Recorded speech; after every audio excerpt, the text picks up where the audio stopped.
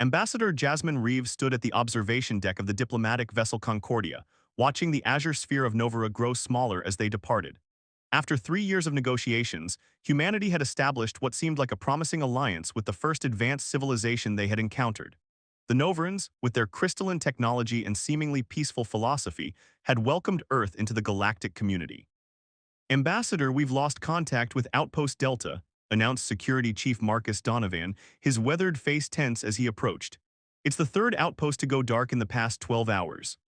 Jasmine frowned. Could it be equipment failure? 3 separate outposts with redundant communication systems. Marcus shook his head. Too coincidental. I've ordered a scout ship to investigate. Science Officer Priya Sharma entered, her tablet displaying complex energy readings. Ambassador, I've detected unusual radiation signatures from the Novaran homeworld. They've activated something massive. The Friendship Gate? Jasmine asked, referring to the joint Earth-Novaran transportation hub that would revolutionize interstellar travel. No, Priya replied grimly. The energy pattern matches weapons systems, specifically directed energy weapons of unprecedented scale. A priority transmission interrupted them. The holographic display flickered to life, showing Captain Trent Rivera of the scout vessel Horizon. His face was ashen, blood trickling from a cut above his brow. Ambassador Reeves' Delta outpost is gone, completely destroyed. We found the same at Alpha and Gamma, no survivors, his voice cracked. The colonies on Proxima B and Europa Station have also been attacked. The death toll, thousands. Jasmine felt her blood run cold. Who did this? We recovered fragments of the weapons. The camera panned to show a piece of twisted metal bearing unmistakable Novaran script. It was them, Ambassador, our allies. The bridge fell silent. They're jamming our transmissions to Earth, Marcus reported. We're cut off. Jasmine's mind raced through diplomatic protocols, peace treaties, and evacuation plans, all now meaningless. How many ships do we have in this sector? 4 military vessels, including the Defiance, Marcus replied, plus 17 research and civilian ships. Order immediate withdrawal to the rendezvous point beyond Novaran's sensor range, Jasmine commanded, and prepare the quantum entanglement communicator. Earth needs to know what's happened. As the crew dispersed to their emergency stations, Jasmine remained at the viewport, staring at the distant blue world they were leaving behind. Her diplomatic team had spent years learning Novaran customs, building trust, exchanging knowledge, all while the Novarans had been planning this betrayal. Why, she whispered to the void, we offered friendship. Perhaps that was our mistake, said a quiet voice. Dr. Elliot Vance, the mission's cultural anthropologist, stood beside her. We assumed they valued alliances the way we do.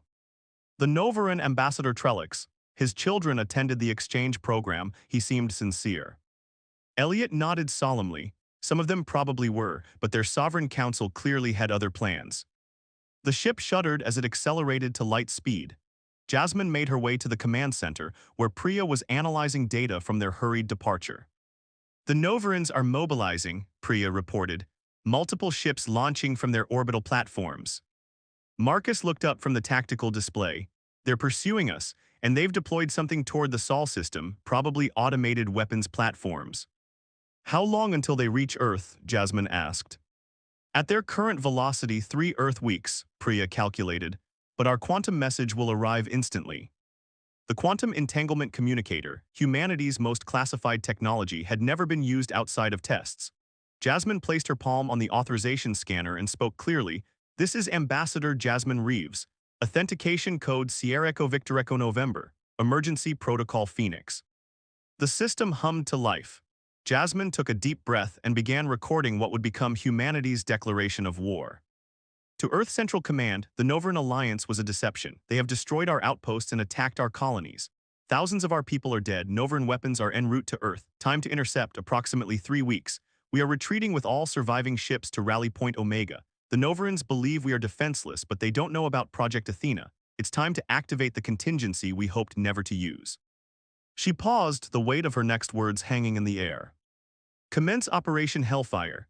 Authorization Reeves Alpha 1. May God forgive us for what must follow. Jasmine ended the transmission. Within seconds, the confirmation code appeared. Earth had received the message. Marcus studied her face. They killed our people, Ambassador. They started this. Yes, Jasmine said quietly, but we'll finish it. The Concordia rendezvoused with the military vessel Defiance 12 hours later. Commander Jackson Reed greeted them in the docking bay, his expression grim. Ambassador, we've received orders from Earth.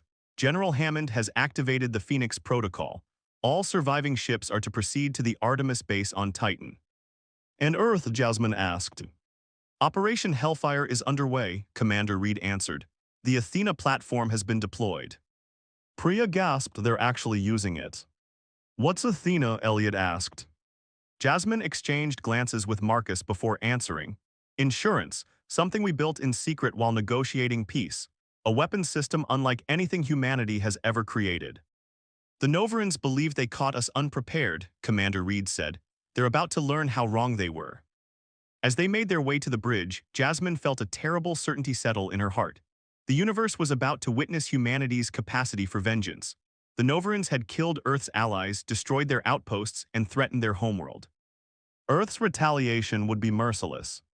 General Vivian Hammond stood in Earth's Orbital Defense Command Center, her silver-streaked hair pulled back in a tight bun as she surveyed the assembled military leadership. The quantum message from Ambassador Reeves had arrived 23 minutes ago, and already the planet had transformed from peaceful prosperity to war footing. The Novaran betrayal is confirmed, she announced, her voice steady despite the gravity of her words. Multiple outposts destroyed, thousands of casualties. Their weapons are en route to Earth, estimated arrival in 20 days. Admiral Jackson frowned. Why would they attack? We pose no threat. Intelligence suggests they view our technological advancement curve as exponential, replied Intelligence Director Thomas Wright. They're eliminating a future rival before we can match them. Then they should have been more thorough, General Hammond said grimly. Activate Phoenix Protocol, authorization Hammond Omega-6. The command center's central holographic display shifted to show a massive structure hidden in Earth's L2 Lagrange point, invisible to conventional detection methods. The Athena platform, humanity's most closely guarded secret. Engineer Frost, Hammond called, status report. Damien Frost, the brilliant physicist who had spent the last decade developing the platform, stepped forward. Dark circles shadowed his eyes, evidence of sleepless nights preparing for a day he'd hoped would never come. Athena is at 87% operational capacity, General, he reported. We can deploy within 12 hours. You have 6, Hammond replied. With respect, General, rushing deployment could compromise the targeting systems, Damien cautioned. This isn't conventional weaponry. The gravitational distortion could affect a larger area than intended. Noted, but the Novarans have already launched. Every hour matters. Hammond turned to a diplomatic officer. Where is Blackwell? Here, General. Lucas Blackwell, deputy to Ambassador Reeves and Earth's foremost expert on Novaran culture, approached. His usual composed demeanor was strained. I've prepared an emergency transmission to the Novaran Sovereign Council. You still think diplomacy has a role here? Admiral Jackson scoffed. I think we should understand why they betrayed us before we unleash Athena, Lucas replied calmly, and give them one chance to recall their weapons. Hammond considered this. Prepare your message, Blackwell. You have 1 hour to receive a response before we proceed. As the command center personnel dispersed to their stations, Damien approached Lucas. Do you really believe they'll listen? No, Lucas admitted quietly, but we need to be certain that what follows is necessary. Damien nodded grimly. I created Athena to protect humanity, not to unleash devastation, but after seeing the outpost footage, he trailed off, haunted by the images of destruction they'd witnessed. 6 hours later, the Novaran response arrived, a barrage of antimatter torpedoes targeting Earth's lunar colonies. The devastating attack obliterated New Armstrong City and its 3 million inhabitants in seconds. In the aftermath, Lucas stood in the observation deck, watching the debris cloud spreading across the lunar surface. They called it preventative purification, he said hollowly. Their transmission claimed humanity is a corruption in the cosmic order that must be eliminated. General Hammond's face hardened. Engineer Frost, deploy Athena, target the Novaran capital and their primary military installations. Yes, General. Damien accessed the control interface, his fingers flying across the holographic panels. Initiating gravitational lens focus, preparing quantum cascade. The Athena platform, officially designated as a deep space observatory, began to transform. Massive panels shifted, revealing the true nature of the device. A weapon capable of focusing gravitational waves into devastating precision strikes across interstellar distances. We've never tested this at full capacity, Damien warned. The simulations show it will create a localized gravitational anomaly that will compress their structures to quantum density levels. In English, engineer, Admiral Jackson demanded. It will crush their cities into something approaching black hole density, Lucas translated. Nothing will survive. The command center fell silent as the implications settled over them. Targets locked, Damien announced, awaiting final authorization. General Hammond looked at each face in the room before speaking. Let the record show that Earth attempted peaceful resolution until the very end. The Novarans have made their choice. She placed her palm on the verification scanner. Authorization, Hammond terminal strike. Engaging primary sequence, Damien confirmed. Energy buildup at 40%, 75%, maximum capacity achieved, firing. On the monitor, the Athena platform pulsed with blinding energy. There was no visible beam, no conventional projectile, just a ripple in spacetime itself, propagating faster than light toward the Novaran homeworld. Impact in 3 minutes, Damien announced. Lucas accessed the Deep Space Telescope array, focusing on the Novaran system. We should witness the effects momentarily. The command center waited in tense silence until the telescope feed updated. On the main display, they watched as an invisible force descended upon the crystalline spires of the Novaran capital. Buildings began to collapse, not from explosions but from an unstoppable gravitational pressure that compressed matter itself. My God, someone whispered. Within minutes, the magnificent city, once considered a wonder of the galaxy, was reduced to a dense, dark crater. Similar destruction appeared at each targeted military installation. Secondary targets acquiring, Damien reported mechanically, his face pale. Their orbital defense platforms and shipyards. Proceed, Hammond ordered. As Athena continued its grim work, an urgent alert sounded. General, called Communications Officer Patel, we're receiving a transmission from the Novaran resistance movement.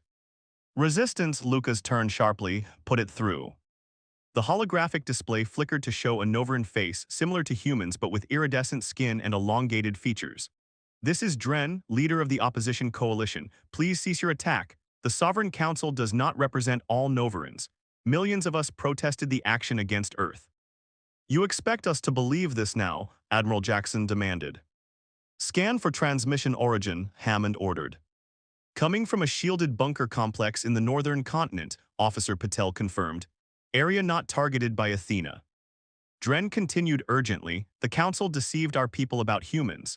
They feared your species would ally with us to overthrow their regime. Those of us who spoke against them were imprisoned. Please, there are innocent Novarans who never wanted this conflict. Lucas stepped forward. General, if there's an opposition movement, this changes everything. We can't condemn an entire species for the actions of their leadership.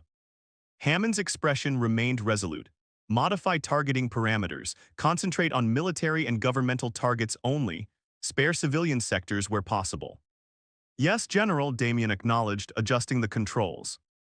As the Athena platform recalibrated, Lucas contacted the Concordia. Ambassador Reeves appeared on screen, her face showing the strain of recent events. Ambassador, we've made contact with Novaran resistance forces, Lucas reported. They claim the attack was orchestrated by the Sovereign Council against the wishes of many Novarans. Can we verify this? Reeves asked. We're working on confirmation, but their transmission origin checks out. Reeves considered this. If true, we may have potential allies in the aftermath.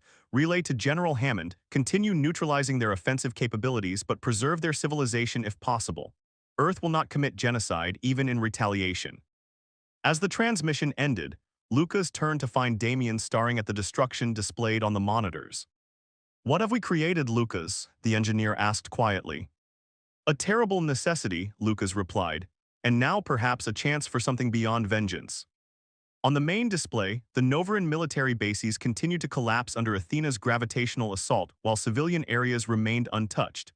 Earth's retaliation was precise, devastating, and as they were now discovering, more complicated than simple revenge. The Phoenix Protocol had been executed. The question that remained was what would rise from the ashes. Captain Olivia Santiago gripped the command chair of the warship Nemesis as it emerged from the quantum fold, the stars elongating before snapping back into position. The bridge crew worked in focused silence, the gravity of their mission weighing heavily on every movement. Fold complete, Captain, announced navigator Jesse Harding. We've arrived at the edge of the Novaran system. Tactical status, Olivia ordered. her dark eyes fixed on the central display showing the blue-green Novaran homeworld. Tactical Officer Zane Wilson ran his fingers across his console.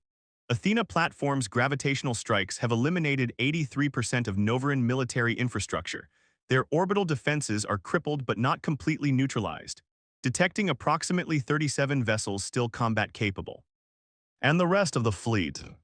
Retribution and Valkyrie have successfully emerged from fold.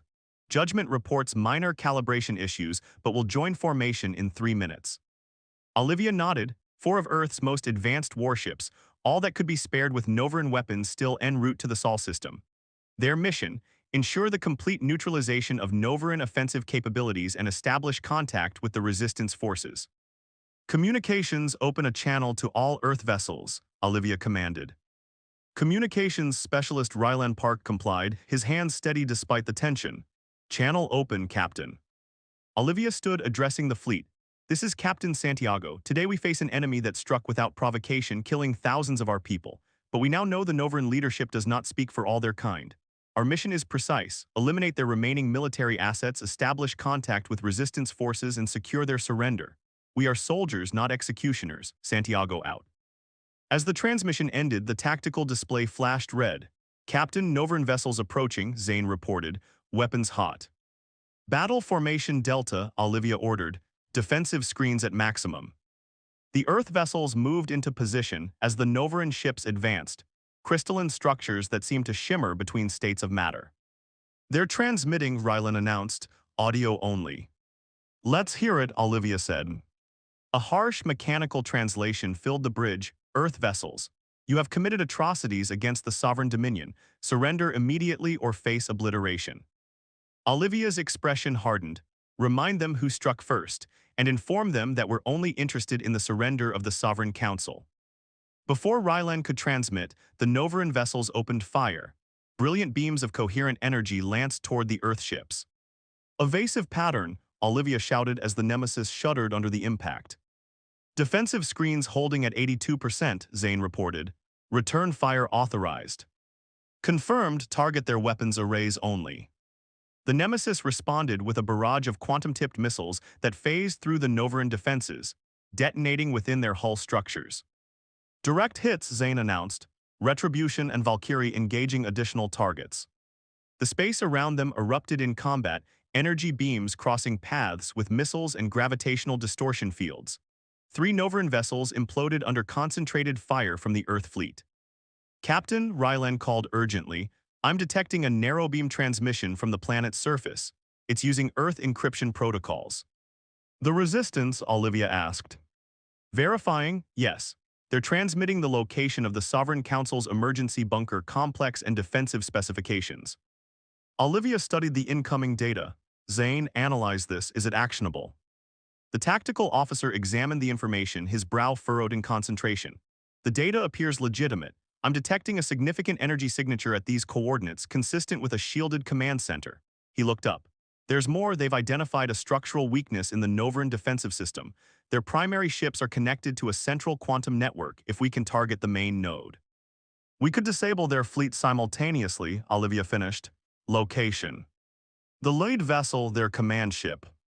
As the battle continued, the Earth fleet adjusted their strategy, concentrating fire on specific targets.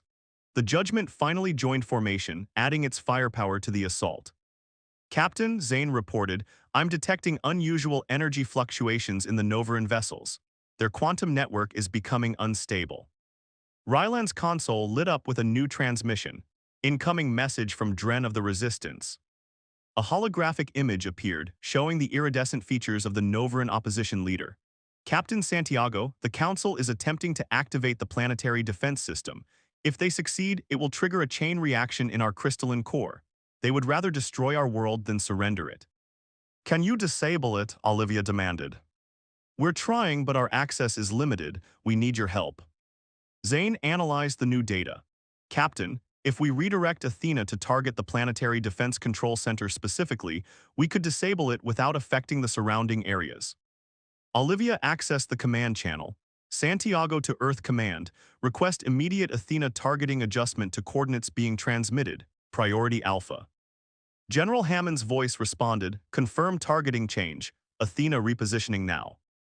On the tactical display, they watched as the Novaran defense system began powering up, a network of crystalline nodes across the planet's surface glowing with increasing intensity. Athena firing, Zane announced. A ripple of gravitational distortion struck the main control center. The structure collapsed in on itself, the energy signature winking out instantly. Defense system deactivating, Zane confirmed. Planetary core stabilizing. Rylan monitored the communications network. Captain, I'm detecting widespread communications across the planet. The resistance is moving against remaining Council loyalists. The battle in orbit shifted as several Novaran vessels ceased fire, their commanders apparently responding to the changing situation on the surface. New transmission from Dren, Rylan reported. The Novaran resistance leader appeared again, his expression showing what humans might interpret as grim satisfaction. Captain, we've secured the secondary command center. The resistance now controls approximately 60% of remaining military assets. We're ordering all loyal forces to stand down. And the Council, Olivia asked. Those not killed in your initial strikes are being taken into custody. One transport attempted to escape atmosphere, but we've disabled it. Olivia nodded. We'll send a diplomatic team to coordinate next steps. As the immediate threat subsided, Olivia surveyed the damage reports flowing into her console. 2 Earth vessels damaged, but none destroyed. The Novaran fleet was largely neutralized, with surviving ships either disabled or under resistance control. Captain, Rylan said, his voice quieter, I'm receiving civilian broadcasts from the planet. There, showing the aftermath of our strikes. The main display shifted to show Novaran cities, those untouched by Athena but close enough to feel its effects. Buildings had collapsed, crystalline structures shattered. Iridescent-skinned figures moved through the debris, carrying injured companions. Casualties, Olivia asked grimly. Resistance estimates approximately 3 million in military and government installations, Zane reported. Civilian casualties from collateral effects, around 800,000. A heavy silence fell over the bridge. They killed millions of our people, Navigator Harding said quietly, and would have destroyed Earth entirely. That doesn't make this any easier to witness, Olivia replied. Rylan, contact Chief Medical Officer Natasha Cole. Tell her to prepare for humanitarian deployment to the surface. Captain, Rylan questioned, surprise evident in his voice. The war is effectively over. Now we demonstrate that Earth knows the difference between justice and cruelty. Olivia's expression was resolute. Contact Ambassador Reeves' vessel. Inform her that we've secured the Novaran system and request diplomatic personnel to negotiate terms with the resistance leadership. As the crew carried out her orders, Olivia moved to the viewport, gazing at the Novaran homeworld. The beautiful blue-green planet now bore dark scars where Athena had struck. Earth's retaliation had been swift and devastating, perhaps even merciless by some definitions. But it had also been precise, targeted at those responsible rather than indiscriminate. Captain, Zane called, his voice tight with urgency. Long-range sensors detect the Novaran weapons platforms aimed at Earth have gone dormant. They're powering down. Resistance's doing, Olivia asked. Confirmed, they've transmitted the shutdown codes. Relief washed through the bridge crew. Earth was safe, at least from this threat. Rylan looked up from his console. Captain, Ambassador Reeves is responding. The diplomatic vessel Concordia will arrive within 6 hours. She's requesting you join the initial negotiations. Olivia nodded, turning from the viewport. Tell her I'll be there. In the meantime, deploy medical teams to assist civilian areas affected by our strikes, and maintain battle readiness. This transition of power may not go smoothly. As the Nemesis moved into stable orbit, Olivia contemplated what would come next. Earth had shown the galaxy its capacity for devastating retaliation. Now it would need to demonstrate something equally powerful, the capacity for reconciliation. The reckoning storm had passed. The true test of humanity would be what they built in its wake. Medical Officer Natasha Cole stepped through the debris of what had once been a Novaran cultural center, her medical kit clutched tightly in gloved hands. Around her, the crystalline architecture lay shattered, refracting sunlight into kaleidoscopic patterns across the rubble. Paradoxical beauty amid devastation. This way, Doctor, called her Novaran guide Vela, a resistance member whose iridescent skin bore scorch marks from the recent conflict. There are many injured in the subsection chambers. Natasha nodded, following Vela through a partially collapsed archway. 2 weeks had passed since Athena's gravitational assault had broken the Sovereign Council's power, and Earth's humanitarian teams were still uncovering pockets of wounded civilians caught in the crossfire. How many? Natasha asked, ducking beneath a hanging crystalline beam. 43 in this section, Vela replied. Mostly elders and younglings who couldn't evacuate quickly. They entered a large chamber where makeshift pallets held injured Novarans. Natasha's medical team was already at work, administering treatments adapted for Novaran physiology, knowledge shared by the Resistance Medical Corps that had proved invaluable. Natasha knelt beside a small Novaran, no larger than a human child, whose normally iridescent skin had dulled to a sickly gray. Crush injuries, she murmured, scanning the patient with her diagnostic tool. Internal crystallization disrupted. She reached for her specialized kit. I need a phase stabilizer here. As her team worked to save lives that just weeks ago had been deemed enemy combatants, Natasha couldn't help but reflect on the strange turns of fate. She had joined this mission expecting to document war crimes, not treat the very species that had nearly annihilated humanity. Dr. Cole called her communicator. Strategic Command requests your presence at the negotiation complex. Natasha frowned, finishing the stabilization procedure before responding. I'm needed here, can it wait? Commander Hayes says it cannot. The final treaty terms are being decided. Natasha sighed, looking around at the patient still awaiting treatment. I'll be there in 30 minutes. Tell my team to continue triage protocols. The negotiation complex, once the Sovereign Council's secondary administration building, now served as the center for Earth-Novaran diplomatic relations. Strategic Commander Owen Hayes stood at the panoramic window, watching as shuttles moved between Earth vessels and the planet's surface. His military uniform was immaculate, a stark contrast to the chaos they had all endured. Commander, Natasha acknowledged as she entered, still wearing her medical scrubs. You requested my presence. Owen turned, his stern features softening slightly at the sight of his old friend. Natasha, thank you for coming. Ambassador Reeves and the Novaran Transitional Council are finalizing the treaty. I wanted your input before the terms are sealed. My input? I'm a doctor, not a diplomat. You've spent more time among the civilian population than anyone else from Earth, Owen pointed out. Your perspective matters. They were interrupted as Ambassador Jasmine Reeves entered with Lucas Blackwell and a delegation of Novarans led by Dren, whose tall figure commanded respect despite visible injuries from the Resistance's final push against Council loyalists. Dr. Cole, Jasmine greeted her, perfect timing. We were just discussing the reparations section of the treaty. Natasha raised an eyebrow. Reparations, from them to us or us to them? Both, Lucas Blackwell explained. The Transitional Council acknowledges the Sovereign Council's unprovoked attack and accepts responsibility for those actions. They've offered technological exchanges and resource allocations as compensation for human lives lost. And in return, Natasha asked, sensing the unspoken complication. Owen's jaw tightened. Some members of Earth Command believe we should maintain a military presence in the Novaran system, permanently. Occupation, Natasha translated bluntly. Security, Owen corrected. They attacked us once. How can we trust this won't happen again when they rebuild? Dren stepped forward. The Council's actions do not represent our true culture. For generations, they suppressed our people through misinformation and fear. Many Novarans believed humans were bent on galactic domination. The Council's propaganda painted your species as conquerors. Jasmine gestured toward data displays showing the reconstruction efforts. We've verified Dren's claims. The Council maintained power through sophisticated thought manipulation technologies and restricted information access. The average Novaran had no idea what was truly happening. Convenient, Owen muttered. Verifiable, Lucas countered. We've recovered the Council's secure archives. They feared humans specifically because our unpredictability and adaptability threatened their control systems. Natasha considered this. In the medical centers, I've heard similar stories. Many civilians believed they were under attack by Earth when the Resistance made its move against the Council. They had no concept of the outpost destructions or the attack on our lunar colony. Ignorance doesn't absolve responsibility, Owen insisted.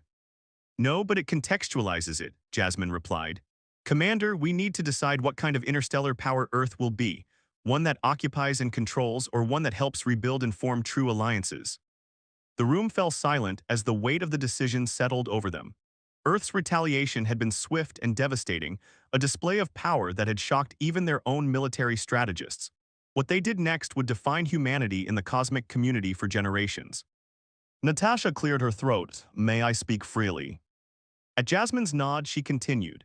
In the past 2 weeks, I've treated hundreds of Novaran civilians. I've seen their biology, heard their stories, witnessed their grief. They're not so different from us. She looked directly at Owen. Their leadership committed atrocities, but punishing an entire civilization for the actions of a corrupt ruling class sounds disturbingly familiar from our own history. Owen's expression remained impassive, but his eyes revealed the internal struggle. And if we withdraw, only to face another attack in the future?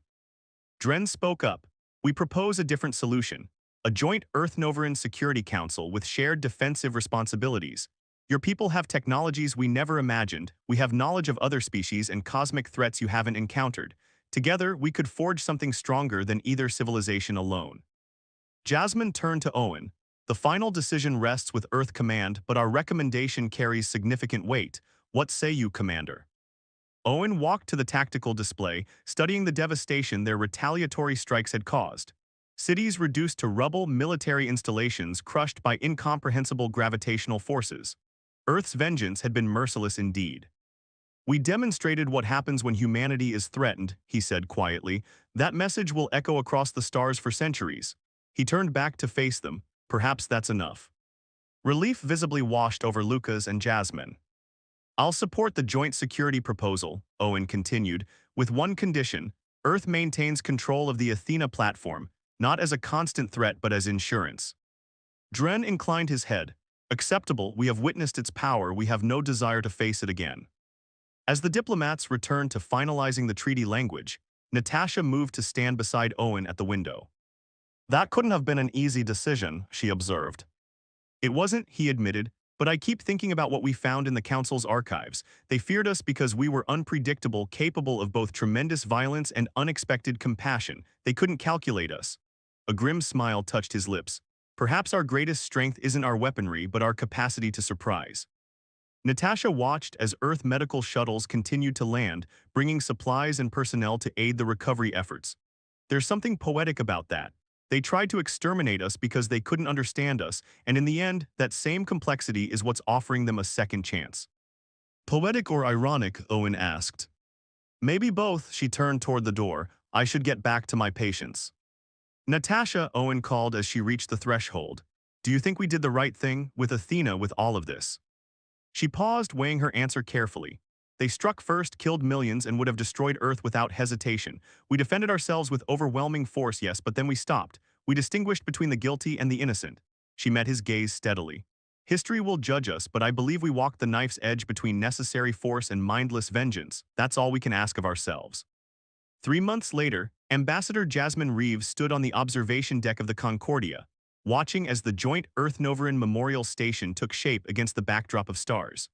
The crystalline structure, incorporating architectural elements from both civilizations, would honor all lives lost in the brief but devastating conflict. Quite a sight, remarked Marcus Donovan, joining her at the viewport. Hard to believe that 3 months ago we were fighting for survival.